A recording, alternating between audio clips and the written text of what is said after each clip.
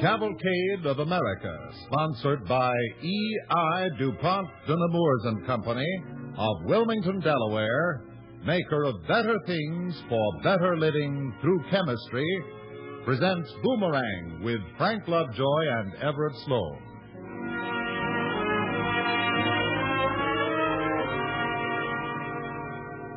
Before we begin our play, here's a vacation suggestion.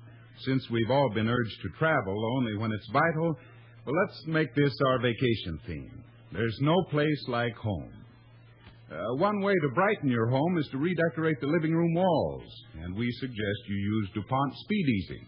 Protect the weathered windowsills. Make your porch furniture like new again with DuPont Duco. Paint makes old things new. Paint protects and beautifies your home. And now for this evening's cavalcade, Boomerang.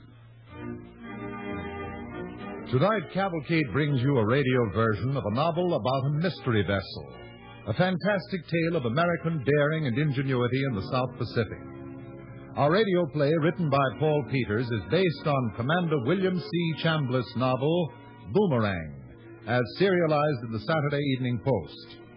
Commander Chambliss, Cavalcade's guest this evening, will speak to us later in the program.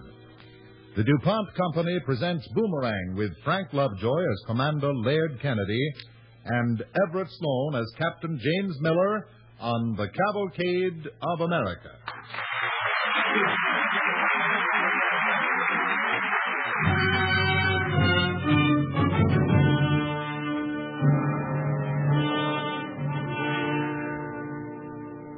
I wonder if you heard in November 1943 a brief broadcast from Japan.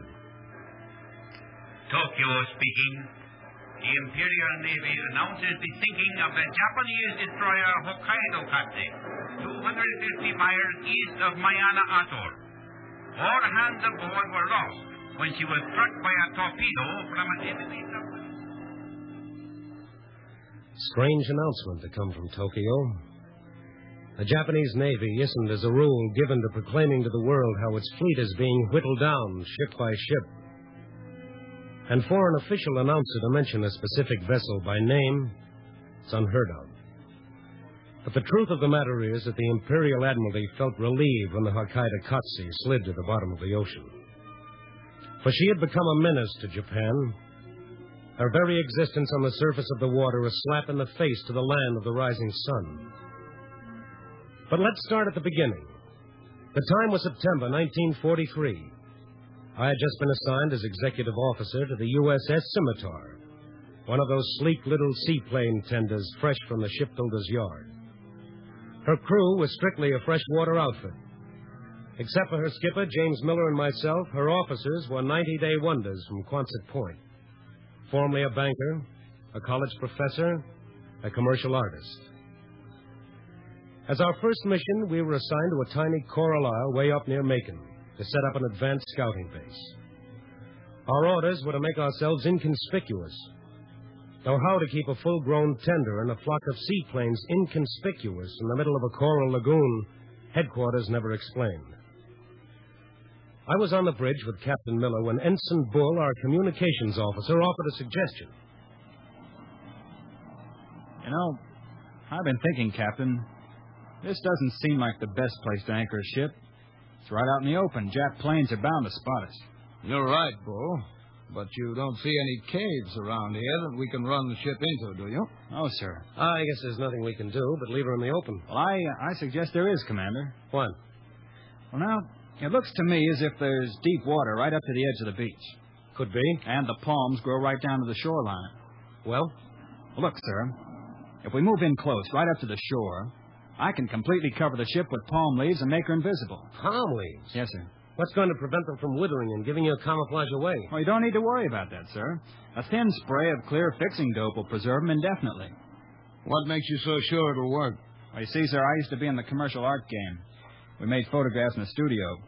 We used a special mixture on plants to preserve them under the heat of the arc lights. I know it'll work, sir. Oh, Skipper? We'll try it. Ensign Bull, pick a detail and cut down your palm leaves.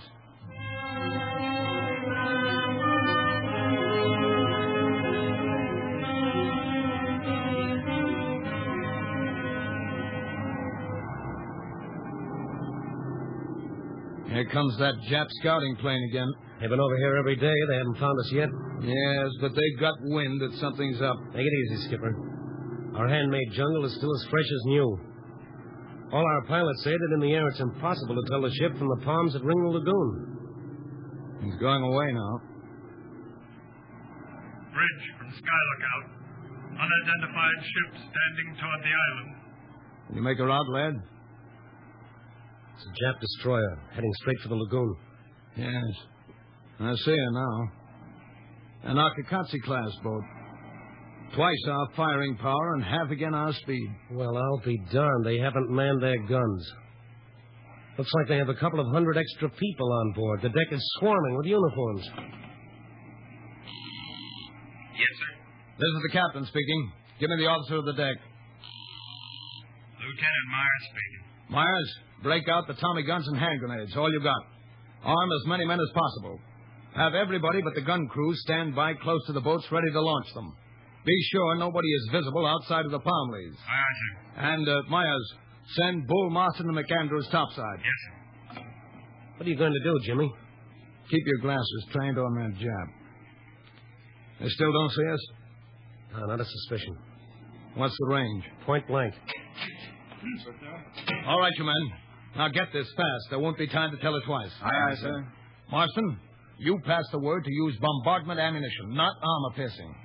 Tell the main battery gunners to put their first shells through the pilot house, then shift their fire to the deck guns. Tell the 50 calibers and the 1.1s to sweep the deck till they've cut down everybody. Then start firing at the sides of the ship just above the waterline. Very well, sir. Bull and McAndrews, when the firing starts, lower your boats. Don't shove off till I give you the word. When you do start, make a rush for the Jap and board him. Tell your men we'll cover you with machine guns till you reach the ship. Then it's up to you. Don't spare the hand grenades and Tommy guns. Yes, sir. Aye, sir. That's all, men. What's the range now, Bill? 1,000 yards. I don't get this. What are you planning to do? Lad, we're going to capture that ship.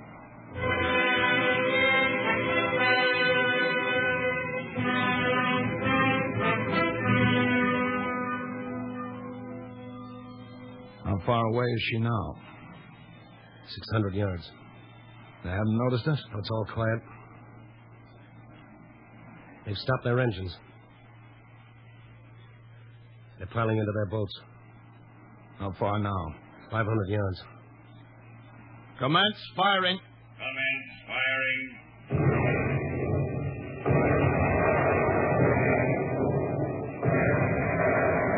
How they doing, lad?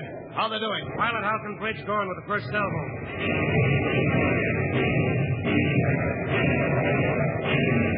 1.1s are raking the deck and Jefferson family to the disengaged side. Away, boarders! Away, boarders! Away, boarders! Away, boarders! Cover boarders! Cover boarders with machine gun fire.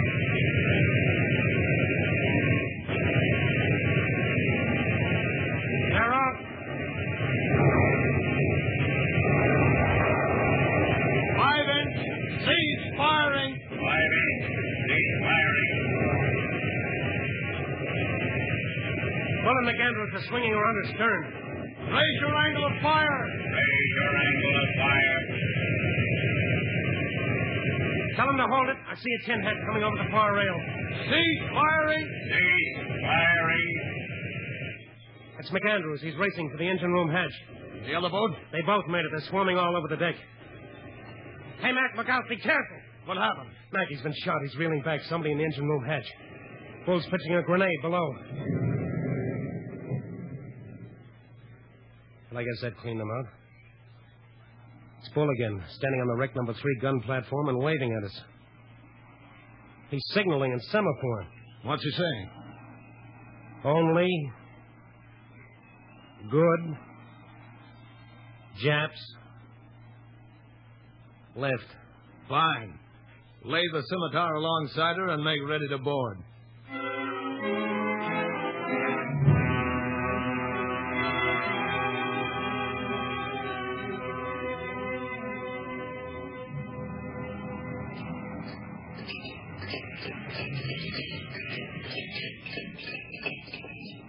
Fire's under control, sir. Good boy, Mac. How's that shoulder wound? Nothing serious, sir. Good. Now, what's the ship's condition? I've been all over her, sir. Her watertight integrity is unimpaired, and her engine's undamaged. With a little patching up, we can set her back to Noumea under her own steam. I wonder what her name is. The Hokkaido Katsu, sir. According to her log, she embarked with 150 naval air technicians to establish an advanced air base at this very atoll. And this book, sir, contains all the enemy's secret signal codes. Great Scott. If only we could read them, we could sail right into truck. Sure. But who can read them? I can, sir. Now, look, this is no time for kidding, Mac. You forget I was a professor, sir. You see, one of the languages I taught in college was Japanese. You know, Kennedy, these reservists certainly get around.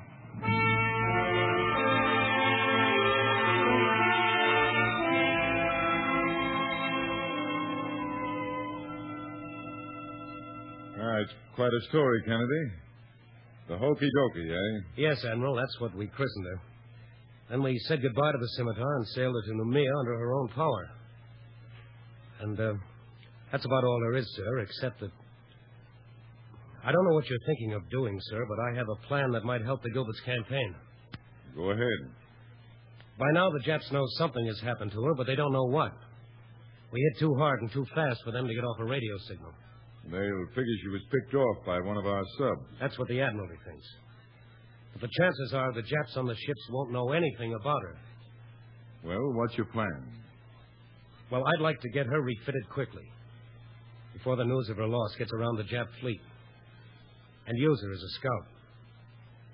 Their aircraft will recognize her only as an Akakatsi-class destroyer and let her alone. Any surface craft we see, we can give a wide berth. So, you'd like to poke around the Gilberts and the Marshalls? Disguised in Japanese uniforms and pick up some useful information. If you're caught, you know, you'll be shot as spies. I've thought of that. I'll call for volunteers. And if you're not caught, you may be bombed to pulp by our own planes. I know, sir. Kennedy, there are times when I wish I was younger, and this is one of them. You pick your crew. I'll rush orders to refit the ship and get you those uniforms.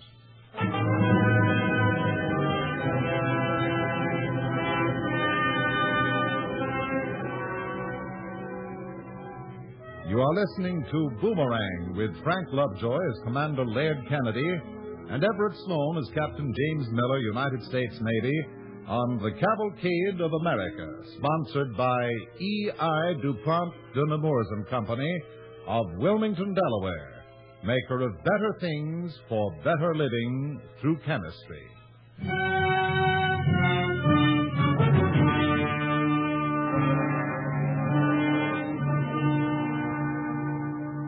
The crew of the aircraft tender Scimitar, on duty in the Solomons in the period preceding the capture of Macon from the Japanese, has captured a Jap destroyer. The ship has been nicknamed the Hokey Dokey. Refitted and manned by a United States Navy crew in Jap uniforms, she sails out on a scouting mission. It was the 9th of November when, looking as good as new from the outside, the Hokey Dokey pointed her nose toward enemy waters. I'd been told the D-Day for the Gilbert's operation was set for November 20th. And since our volunteer crew knew exactly what we were up to, we were all pretty tense. Nick Andrews, his shoulder nearly healed, was my executive officer. He spent his days poring over that precious code book, fretting about possible changes and revisions. Later that day, a plane was spotted by our lookout. Bridge from Sky Lookout. Unidentified aircraft about 10 miles away and closing. It's all yours, Mac. Send him a recognition signal. Supposing he's one of ours and sees us in these Japanese uniforms. Lookout. Identification is essential. I can't be sure, sir. It might be a Coronado or a Kawanishi 97. That's a lot of help. Looks to me like a Kawanishi. I'm going to give him a blinker signal. Be sure it's a signal for the right day, Mac. And if you don't mind, Skipper, just let me concentrate for a minute. Well, for better or worse, here we go.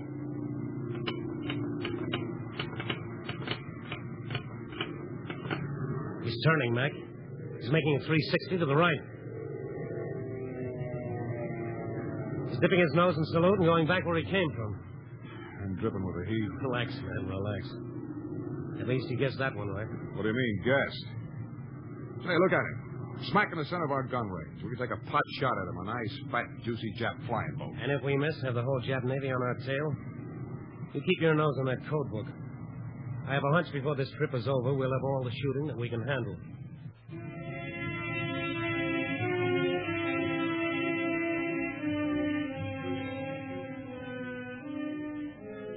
The farther north we sailed, the tenser grew the crew. We snooped cautiously around in the islands, fidgeting in those strange Jap uniforms, our hearts rising like a cork in our throats every time a light leaped out of the dark to challenge us. We were 100 miles west of Macon when the Crow's Nest lookout reported. Bridge from Sky Lookout. Sail brought on port bow. What do you make it out to be, lookout? Can't be sure, sir. But there appear to be 4 sets of masts. They seem to be on heading east, or a little south of east. Main engine control from bridge. Main engine control, aye, aye. I want steam available for full power as quickly as possible. Talking. Don't blow your emergency horn, but call all hands to battle stations. Send Lieutenant McAndrews and Gunnery Officer Adams topside. Battle stations. Man all battle stations. Lieutenant McAndrews and Adams lay up to the bridge. Bridge from Sky Lookout. Sail identified as 3 transports and 1 destroyer. Destroyer in lead with transports in column astern. We are closing range. Want something, Skipper? Professor, you're just the man I want. I'm going to need a little fast translating. Break out that Jap signal book and stand by. What's on your mind? Max, suppose you were in friendly waters and you'd been at sea a long time. What would you be most interested in? That's easy. Mail from home.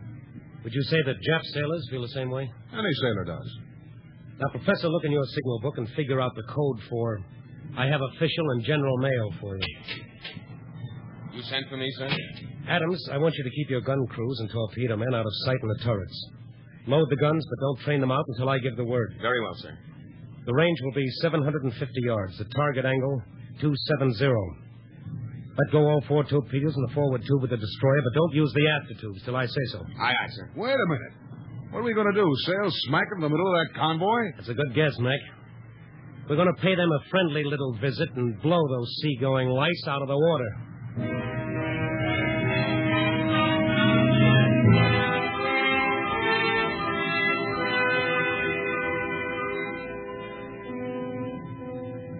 We'll be overhauling her in another 5 minutes. I'd feel safer if that sun would set. All right, Max. Send me your mail signal.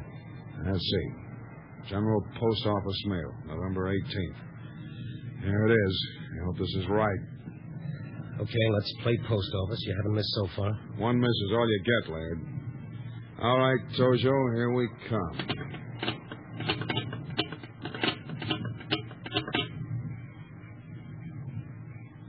But they're answering. What are they saying? Wait a minute. That means, wait a minute. Here it is. Come alongside. Port side 2, and deliver your mail.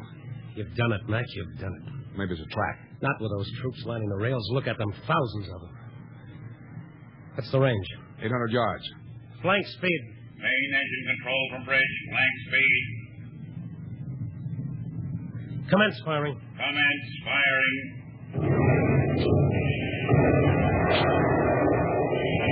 He hit it, Laird. That Jap brig just blew apart. Torpedoes? Number 1 is broached. Is running wild. What about the other 3? Oh, wait a minute. They're running true. I can see their weights. It's gone. The whole blade ship's gone. They're just in there. Full right rudder. Full right rudder, aye, aye. Ship fire to the leading transport. Ship fire to the leading transport. That got her. Flames leaping for the forward superstructure. Hard right rudder, cross her bow. Hard right rudder, aye, aye. Put 1 torpedo into each transport. Fire 1 torpedo into each transport.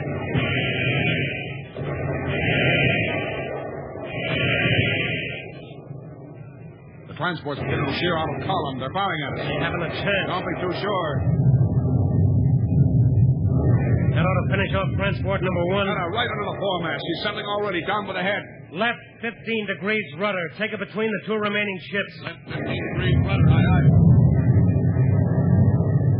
Torpedo exploded amidships on second transport. Keep pumping shells into them. Continue main battery fire. Chip. Hit well there. Her whole stern seems to be falling off. Double back, give those hulks another shelling. And then let's get out of here.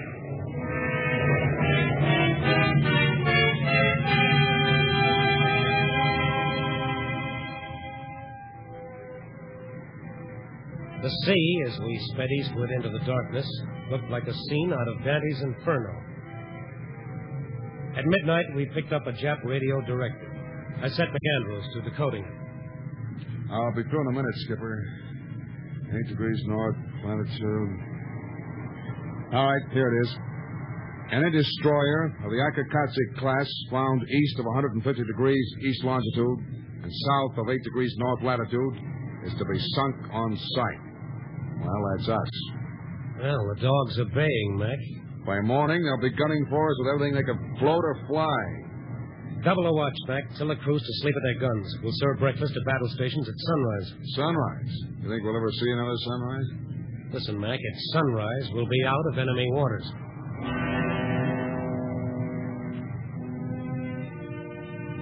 I was wrong about that sunrise.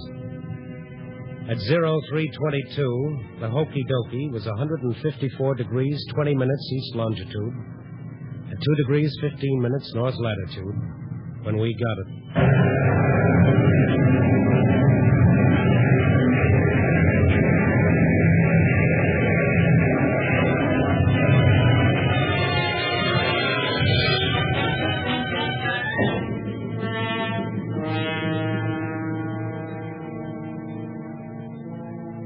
That torpedo finished the Hokey Dokey.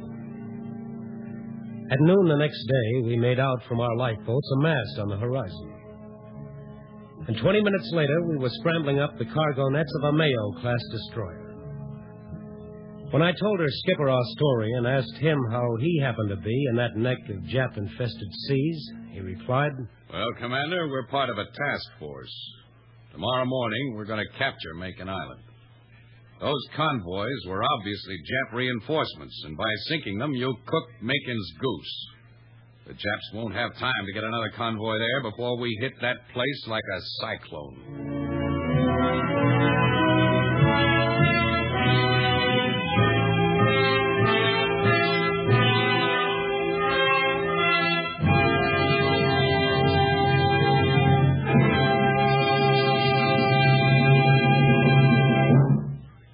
Thank you, Frank Lovejoy and Everett Sloan. In just a moment, Commander William Chambliss, author of the book Boomerang, upon which tonight's Cavalcade play was based, will speak to our audience. Now, here is Ted Pearson speaking for DuPont with a story of nylon at work. Through the stormy night sky just before dawn on D-Day morning, scores of gliders filled with heavily armed airborne troops were towed across the channel from hidden bases in England. All that joined them to the tow planes up ahead were glistening ropes no thicker than your finger, ropes that had withstood the terrific strain when the planes left the ground and tugged the gliders into the air behind them, ropes that withstood the bumps and jerks as planes and gliders pitched in the rough air. Then, over Normandy, the gliders released, spiraled quietly down through the blackness. Their Tommy guns ready, out poured the first troops of the invasion. The slim, strong ropes that pull troop-carrying gliders through the air are made of nylon.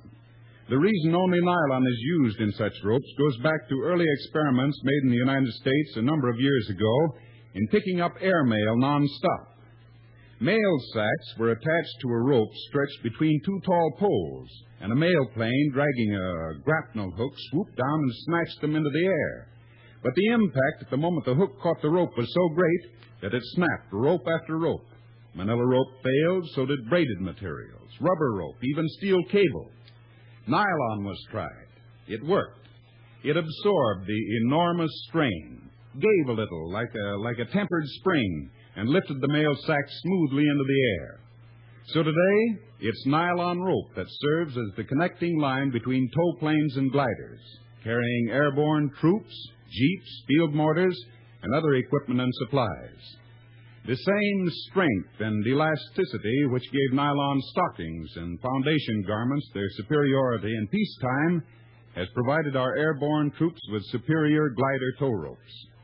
When the needs of the armed services are satisfied, DuPont will again make nylon yarn for stockings in larger quantities than ever before. Until then, glider tow ropes, parachutes, and many other articles needed by the Army and Navy get all of the nylon from DuPont, maker of better things for better living through chemistry. And now here is Commander William C. Chambliss, United States Naval Reserve, author of the book Boomerang. Commander Chambliss.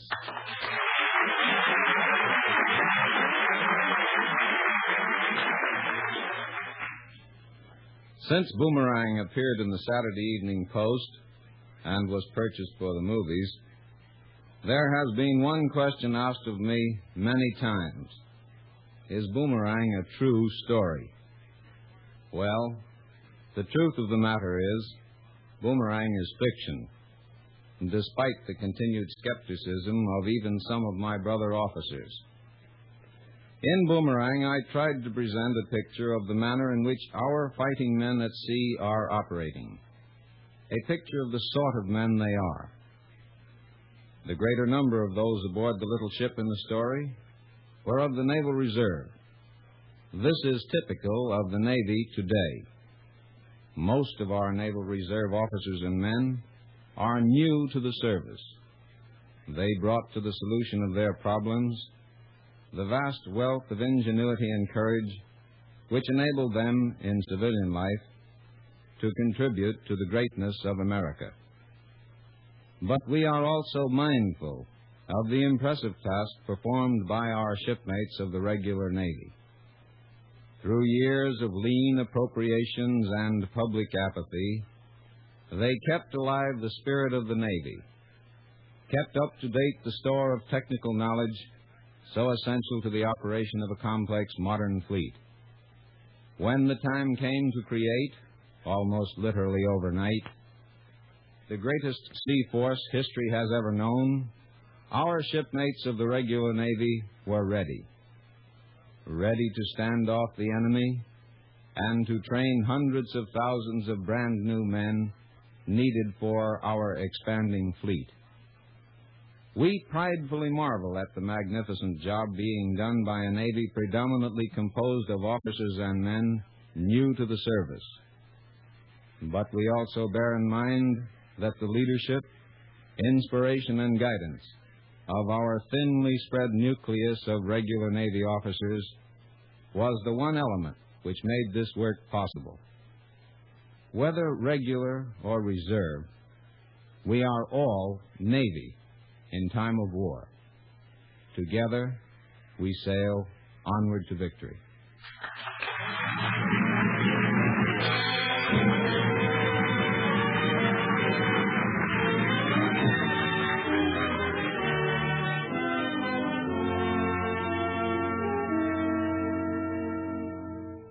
Next Monday evening, Cavalcade presents Lovely Lady, the unusual story of a strategic military mission in Italy that was carried through not with guns, tanks, or planes, but with jackhammers, shovels, tractors, brawn, and ingenuity.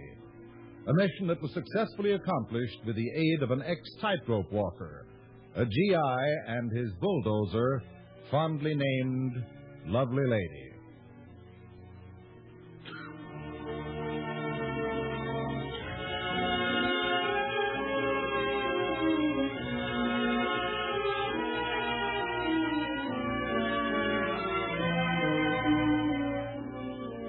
This evening's Cavalcade Orchestra was conducted by Donald Voorhees.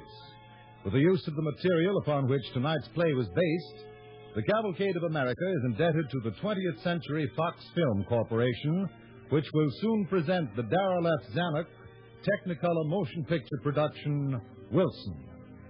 This is Roland Winters sending best wishes from Cavalcade sponsor, the E.I. DuPont de Nemours Company of Wilmington, Delaware.